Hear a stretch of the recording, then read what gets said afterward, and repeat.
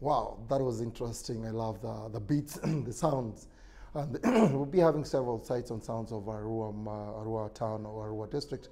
And it's an interesting day, the 26th of January 2018. We are celebrating the NRM at 32 celebrations that are taking place in Arua municipality, Boma grounds. UBC will be bringing, the feed will be coming in through in the next couple of minutes. But before that, let's also look at the business aspect of Arua municipality. And we start with a couple of issues. Definitely, I was in Arua for a couple of days to profile the town and look at how business, how the state of business, the NRM at 32, where they are now, where they were about 10 or 20 years ago. And it's quite interesting. I got to find out a lot of things about where they are. And the one thing that perturbed most was that the concern of the people is electricity. They are calling on government to really put them on the national grid, because their businesses are suffering a lot. Generators are making a lot of noise in the town, and really, I think today the leaders are there, and hopefully they'll listen to their plight and address it permanently. So we look into the first story, and this is about the hospitality industry in Arua. Industries in Western region will boost the region's economy and spur socio-economic development. Residents of Arua argue that proximity to consumption-leaning countries such as the Democratic Republic of Congo and South Sudan will offer trade and business opportunity for the region. This is from Arua, and the residents are really trying to urge government to set up industries. And like I hinted earlier on, without electricity, then you know what will happen. We cannot have the industries running. Let's have a look at the story. Arua municipality is one of the fastest growing urban centers in the country. In the last 15 years, Arua's population has grown rapidly from at least 44,000 people to over 90,000 currently. The growth of population has spurred socio-economic development of the district, says Pario Patrick, a resident. Arua is growing, economically businesses are booming, but there's no clear sign of we getting maybe things like industry, factories coming to Arua. So these are things government need to tap in and see that the place becomes really a city. Because if Arua becomes a city and there's no clear sign of maybe development in terms of industries, now we have a very good road network right from Oraba, right from Vurab to Oraba. But you'll find that all these ones will get many youths employed if some of these industries are brought in place. And I think all in all, these governments will work on two things: to expedite on the construction of the market and see that the power issue is sorted. Arua district relies on imports from industrialized urban centers such as Kampala due to unstable power supply. The proximity to South Sudan and the Democratic Republic of Congo offers a business and trade niche that's yet to be fully exploited. Our people of Arua have benefited, especially with the business partners they have in Sudan and DRC. And I'm seeing it's a very good opportunity if the government is to tap in, to see that they come up with strategic ways of enhancing the business relationship between these three countries in the bordering Arua. You'll find that with the DR Congo, we have Durba, we have Arua. These are business places that are thriving in Congo. And many of our business people have also benefited from these places. Another sector is the hospitality industry, which has grown leaps and bounds in the last decade. However, the manager at Desert Breeze Hotel, Joseph Okwago, says the town has less decent accommodation facilities. So we have so many guests coming here. Actually, what happens is, when you are like coming to West Nile, you need to book your room at least in a fortnight. Yeah, so that you are safe. You are safe. You also give us some chance of arranging for you, because what happens if you book like in a week, yes, you may have it by chance, but definitely we shall have problems here, because almost all the time these hotels of this kind of level, you find that you cannot have a room. So we are not saying that you know, some people when you talk like that, you say, you guys, you're okay now, you are in the business. Yeah, but what happens as an industry, We are not comfortable. We are not comfortable because you must, you find that we disappoint some guests. Actually, when you come thinking that we are going up country, we shall find you will not find it. So they come here when they have nowhere to sleep. Considering the fact that Arua is a base for non-governmental organizations working in the West Nile sub-region or serving South Sudan and the Democratic Republic of Congo, more investment in decent accommodation and hotels is vital. Dennis Igor for UBC News in Arua.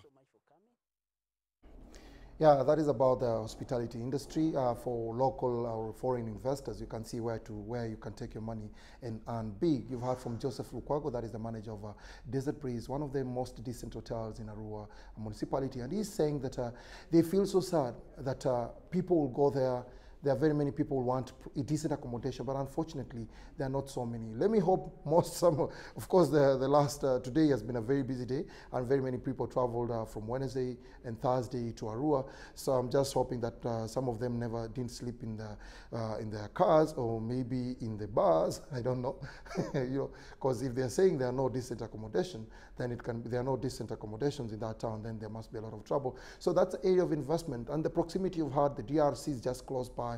The South Sudan is also very close, and we'll be looking into another story briefly. And I was on the streets of Arua and managed to interact with a couple of people. And this time around, I talked to this gentleman who is in charge of sanitation in that town, and he said that they have really seen a very big change if he has to compare 10 years ago and right now. And basically, we are looking at the NRM at 32. So the NRM at 32 falls under the 10 years that he talked about. He says the dust that used to be there has really reduced.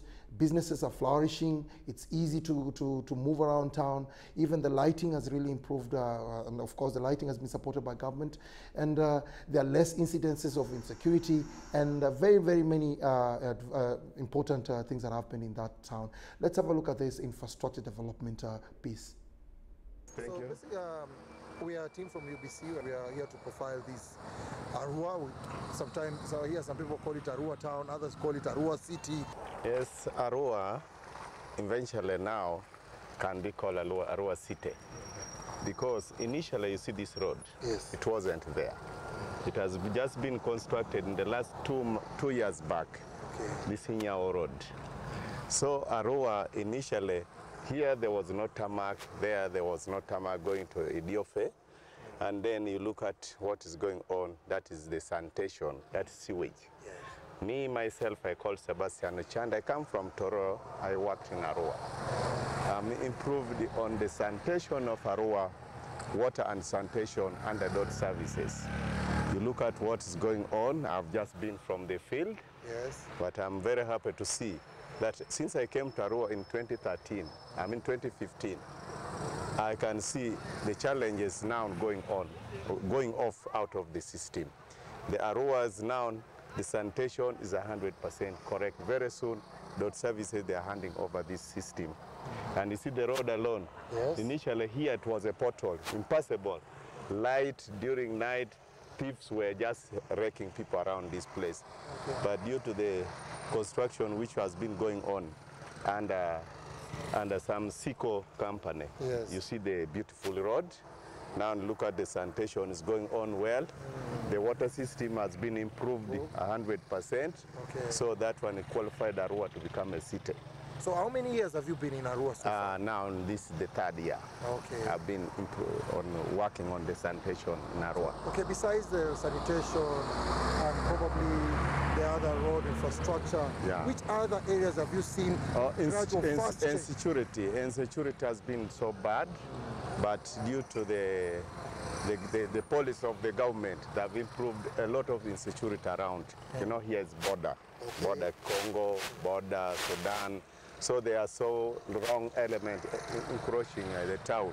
But due to the security, you see this is the barracks. Yes. There's another barracks the other side, this prison barracks. Yes. So the peace, it is actually very, very okay in the whole of Arua. You can move up to past hours Whatever time you wanted to move Arua, you enjoy Arua. We've been in town, we've moved a lot in town. We can see the streets have been worked on. So, and if I'm to compare with a few years back, it wasn't as good as the way it is right now. So what impact has this improved infrastructure had in the socio-economics of Arua? The business has gone up. All people linked within Arua to improve on the business. We get goods across, people bring goods from Kampala. Arua is the center of the supply of all the entire area of West Nile. You see, actually, before the construction of these roads to this better status, it has been very difficult. There has been rampant attacks on our businessmen who are traveling on these maram roads. But when the roads were tarmacked, the business was extremely developing very fast. The economy was growing. It was expanding. Arua businessmen were expanding. They were developing. And up now, the percentage might exceed the equilibrium that was below the poverty line. Check my background, isn't it beautiful? This is the new Enyau Road in Arua municipality. It is such pieces of infrastructure constructed recently that has made residents of this municipality dream of it being upgraded to a city status. Dennis Igoa for UBC Business in Arua.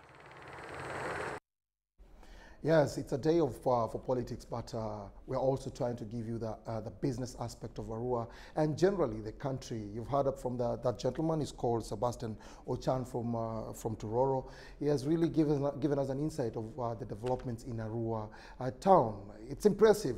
I'm sure very many people who have traveled there will come with very good stories from that side of the country. UBC TV will be relaying for you live what is happening in Arua shortly. But as we are waiting for the feed to come through, we'll still continue with business today. And we go into another story. This is not really about business, but it also touches on something very important. As you're aware, Uganda is hosting more than 1.5 million refugees. And most of these refugees are in the West Nile region, others are in northern Uganda, and they're from the countries like the neighboring countries, DRC Congo, and also South Sudan. So right now, there's a team of development partners that is on ground. They're trying to assess the environmental and actually the state of the refugees, how they're living in Western region. And as a UBC team, we had to also to go aside and try and find out how this is, how the refugees are faring on. And we managed to package this story. Have a look at this. West Nile region of Uganda hosts thousands of refugees, mainly from neighboring South Sudan, following the war outbreak in December 2015. Arua District Chairman Wadri Sam Nyakua observes that ever since UNICEF, World Bank, UNHCR and Danida have assisted the refugee population. So our appeal is UNHCR and all partners who are investing money and other resources in the area of wars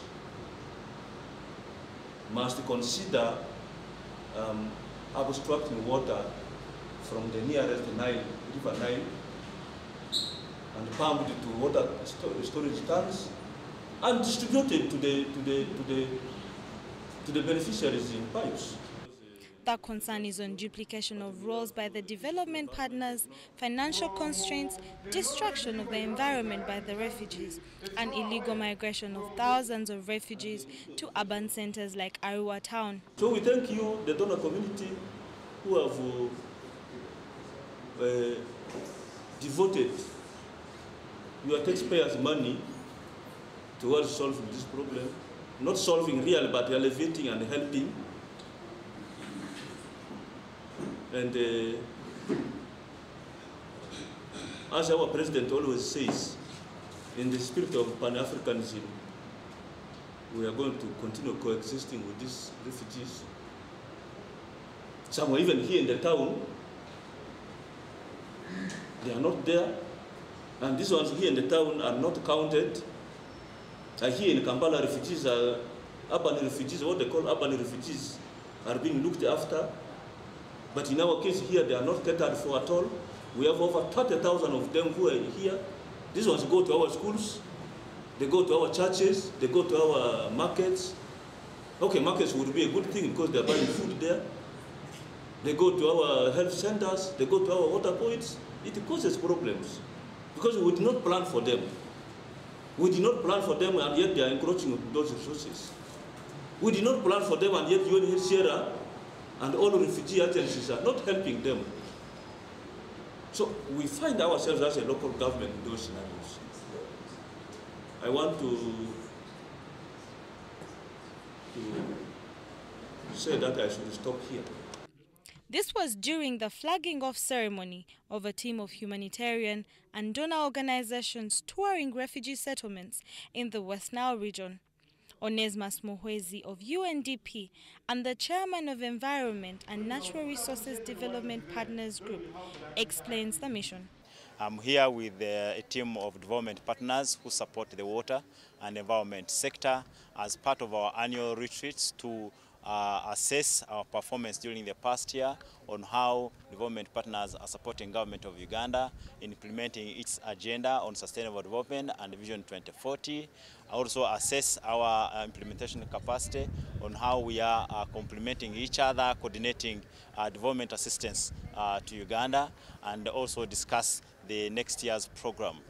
While we are here for 3 days in Arua, and we have chosen Arua as one of as the host for this year to discuss inclusive water and environment services. How can we provide inclusive services to refugees and host communities in West Nile? But we chose Arua as the host because of the leadership that Arua district has taken in terms of coordinating humanitarian assistance to the region, but also the initiatives the district is taking towards addressing the transition from humanitarian assistance to development assistance. During this stay, while we are in the retreat, we'll be visiting the refugee settlements. This morning we'll be going to Rhino camp, refugee settlement camp, to be able to interface with the people affected by the conflict and assess what kind of environment and the water and sanitation needs they have to inform development partner support towards the comprehensive refugee response within Uganda. Uganda hosts an estimated 1.5 million refugees from countries such as Somalia, DRC Congo, South Sudan, Kenya, most of them fleeing conflict, with an average 7,000 entering Uganda daily. Sharon Chomdisha for UBC News.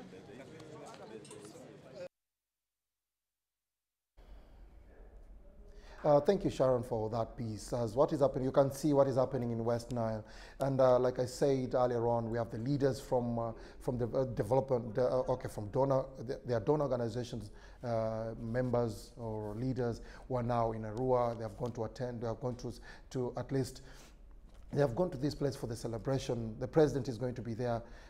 Very many government leaders are going to be there, and you can hear the plight of the Arua district. That was Sam Wadri, the chairman Arua district. He's trying. What he was saying is that the donor organizations should try and merge their efforts.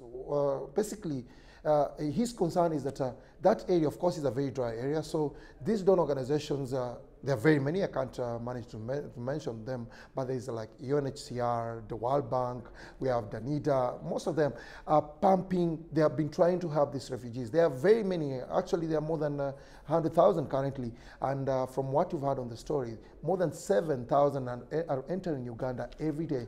So what he's saying, the chairman Arua district, is that let them come together rather than punching whatever these water holes or whatever, water holes everywhere, trying to help these people. They should get together, probably construct a pipeline, pump water all the way from River Nile to these refugee camps, and that will be very helpful. And the other thing that he raised, and it was also a very major concern, is that environment has been degraded in these areas where the refugees are staying, and it's very, very dangerous, because he says that most of the trees where the refugees settled have been cut down. So, and it has really affected even Arua district. Rainfall has really reduced. You know how important rain is. And the other thing is about the services in Arua municipality, where some of them call it Arua city, is that there is a very huge influx of refugees, some of them from the camps, or of course most of them from the camps, or some of them directly from the neighboring countries to these towns. towns. So it's like the service, it has become very difficult for Arua district to serve them, because it's a small town, yes, and with a continuous influx of refugees, the services like water, the other thing, the hospitality industry, or the health centers are all constrained, and they cannot handle them. So they're urging government to support them. I'm so sure when the chairman gets his time to speak on the podium, he will definitely highlight these issues. And something will have to be done, because at this rate, we might have some problems in the West Nile region, and they are really hosting very many refugees from some of our very friendly countries. We go on to another story. Actually, we go on to Business Bites. Of course, NRM at 32, that is the celebration today, and it's a holiday. Very many of you are at home. I can see the weather has been friendly for us in Kampala.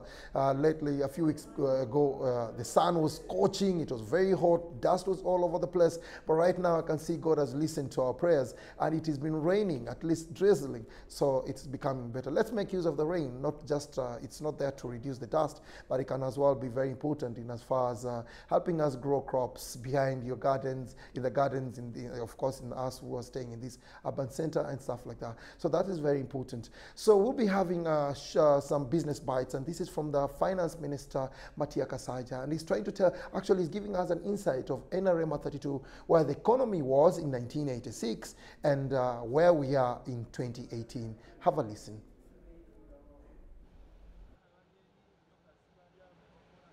Economy has really expanded. It has, if you compare, can I give you one statistic?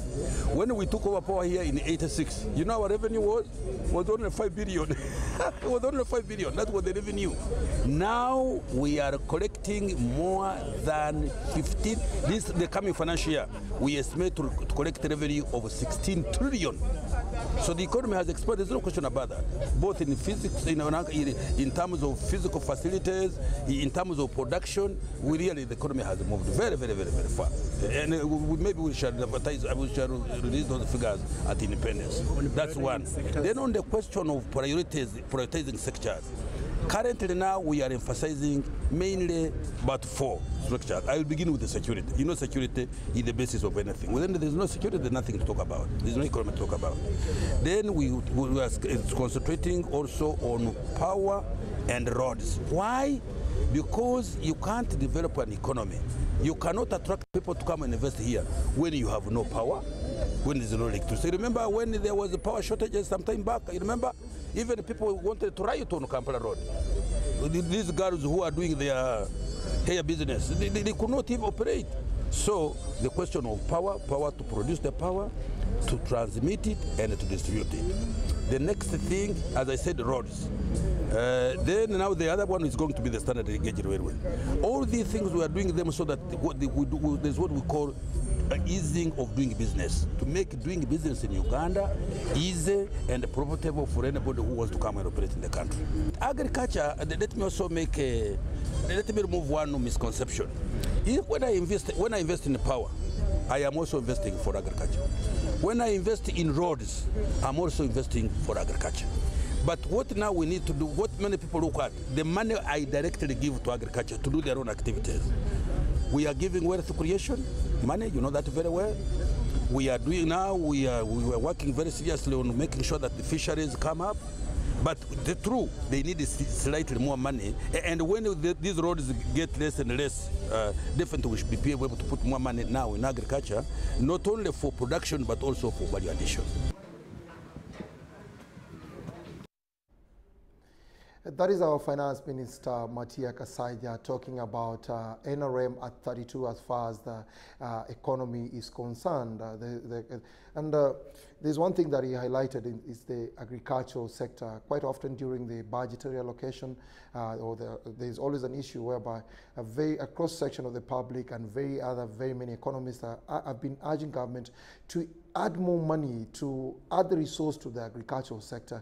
And you've heard from the Minister Kasaija, he's trying to address the misconception, and he says as government is allocating resources, as it continues to invest more money in infrastructure, the multiplier effect is a lot. And one of the sectors that really benefits from from this investment is agricultural sector, which I agree with him, but still we think there is a need, because agriculture employs more than 70% of Uganda's population. I think that's an area that also needs a lot of focus, yes, as we go ahead, so I think that is very important. Definitely, he has talked about the economy. It has really grown. You can see URA is collecting trillions of shillings annually. And on the issues of URA is that I'll also give a point on this, is that URA has been trying to collect money. And of course, in the past, we really denied on donors to fund our budget. But lately, Uganda has been funding much of its budget, and what they've been trying to say lately is that they've been trying to urge the public to not to be compliant. They should not go down to your business to come and force you to pay the taxes, but do it willingly because it helps you and it also helps in the economy, and it change. And definitely, if we are to become a middle income economy by 2020 or by 2030, we should be all of us should be playing a very big role, playing a big part in ensuring that we get there. We'll be moving onto another business part, and this is from engineer Monica Ntege, and she's talking about infrastructural development, the state of our roads. NRM 32, where were we in 1986, and where are we right now? And from what I heard is that really roads are improving. I really have had my experience. I travel a lot every other week. I think this week I've covered about 1,500 kilometers, and I've seen and I've traveled 1,500 kilometers in tarmac road, very good roads, and I really give kudos to the NRM government. So let's have a listen to this. Then when we come back, we'll be going back to another, and that will be the sights and sounds of Arua district as you're waiting for the live feed to come through. We now have a total of about 5,600 kilometers of tarmac roads, and the road network is increasing, but every year the budget increases for the national road network and also for the Duka. Duka is district and district roads. So we have made a lot of progress in that. You see right now, as I keep on saying, we have tarmac. You can move from Malaba, from Busia, to the west, to Katuna, to Arua, to Nimule. You can reach all those points on the tarmac roads. And at the same time, like the minister has been saying, we have equipment also, road equipment, that is now to harness the other roads, which are the tarmac roads, that the districts can do maintenance. In others, that we open up all roads so that people can get access to the markets and so forth. Annually, your ministry is one of those which always comes on top of the government's budget, and there is a school of thought who think that the money should be channeled elsewhere on sectors like agriculture, which the returns are very quick and it impacts very fast on the common man. What do you think about that? It's not a matter of looking at the very quick returns. We have to look at the real development, economic and social development. And without the roads, I don't think we can go very far. If we, not only the roads, the infrastructure, the minister has already explained that, I won't go into it. If we put a lot of money on the infrastructure, then people, private sector and the public would be able to develop themselves. The livelihoods would improve if the infrastructure is good, if the roads are good. And this is not only Uganda. Countries have put a lot of emphasis on the infrastructure. So will you say that you get your finances as satisfactory in the budget, or you still need more?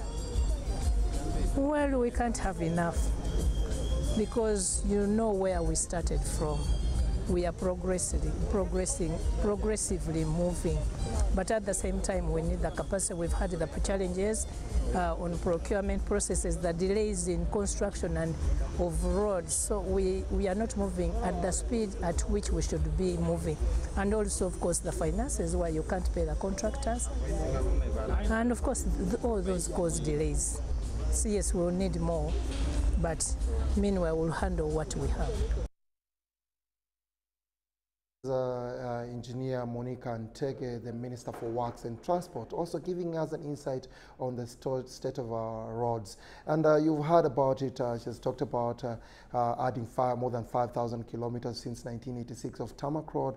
And I'm telling you, there are those I've been interacting with a couple of my colleagues around, and I've asked them how often do they travel. I also asked them if they have been to places like Gulu, Arua, and definitely to all the way to Mbarara, Masaka, to the Katuna border, all the way to Kisoro. By the way, from Kabale to Kisoro, it's an amazing, if you use that road, you really love the scenery, and you'll really get amazed with the work that has been done there. So we really thank government for all these efforts, what they have done, and we definitely ask for more. As we are thanking definitely there are those other regions that are praising government for the good work they have done on the roads. There are others who are asking, who are also urging government to help them or to work on those on their roads. You can so I think that's a very big issue, and no, of course government has done its part. Infrastructure is priority every other year, and it's a great thing. And as more resources come in, I'm sure the entire country will be tarmacked in the next couple of years. We'll be going on to another short clip. This will be the sights and sounds of Arua district, and we are actually looking at the area of infrastructure. Remember, NRM 32 celebrations are taking place in Boma grounds, that is in Arua district. And UBC crew is on ground. They are fixing the cables. The function is about to start. So the feed will be coming through very, very soon. So stay glued on UBC TV, where I'll be giving you real stuff right from the field. Let's have a look at the sights and sounds of Arua district as far as infrastructure development is concerned.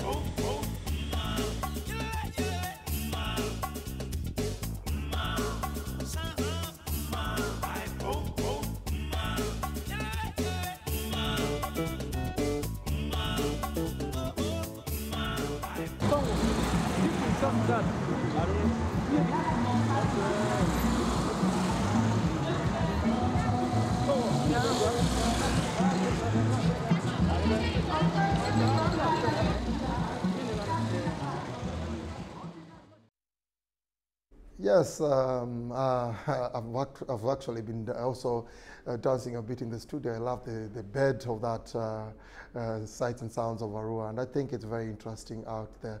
I'm sure for those ones who have been viewing this, you can actually move on the streets and look at those sites, whatever the sites that you've seen there. Of course, the sounds you've been listening to it. So basically, we are still in Arua as, of course, the feed, as we are waiting for the feed to come through. What you've been told is that the preparation, everything is underway and is going on smoothly. But before we connect you to Arua, I was like you've seen, I was in Arua for a couple of days, and I managed to interact with a couple of people and, from different sectors of the economy. And one area that I really focused on was the hospitality industry. Like I had earlier hinted on, is that there's been a concern about a hotel, and generally it's about the entire West Nile region. I remember the time of the eclipse, that eclipse, I think it will never fade off people's brain, because it was really a big thing, a big event, and all of us were out there trying to see what exactly is this. We hear that it comes once, probably in 100 or 200 or 300 years, so that simply means it will never come back in our lifetime. So everyone, all roads were heading to Arua, and I'd come to Nebi myself, and also came down to Pakwach, where that was the best viewpoint. And you know very well, the president was the chief viewer, and he was there to also observe this in his lifetime, of course, because I'm sure 100 years from today, none of us will be around. And basically, actually, I have my colleague Ruatoro in the studio. Is the man behind the camera. He's laughing because he's now wondering, Dennis, you're trying to scare me. He thinks probably we can't live forever. So as you're around in this world now, make use of the time that you're having. So basically, we gave an insight. I was out there, interacted with Joseph Lukwago, the operations manager of Desert Breeze Hotel, and he said really the situation is good. Of course, when demand exceeds supply, you understand really there's that someone earns a lot. And in this case, the hospitality industry in Uganda is, in West Nile region, especially in Arua, is really doing so well. But also raises a concern. Of course, like his hotel, he says it is always fully booked.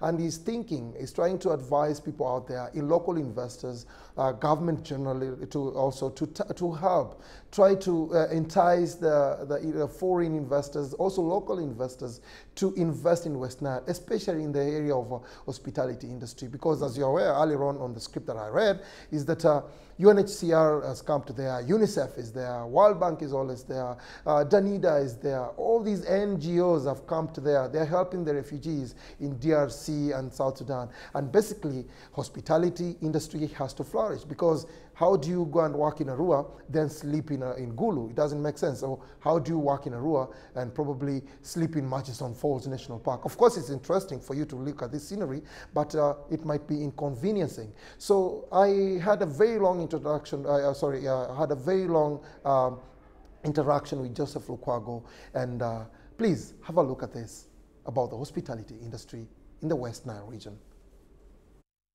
Good afternoon, UBC. My name is Joseph Lukwago. I'm the operations manager of Desert Breeze Hotel. We are glad to receive you here for the first time, because I've been receiving a number of other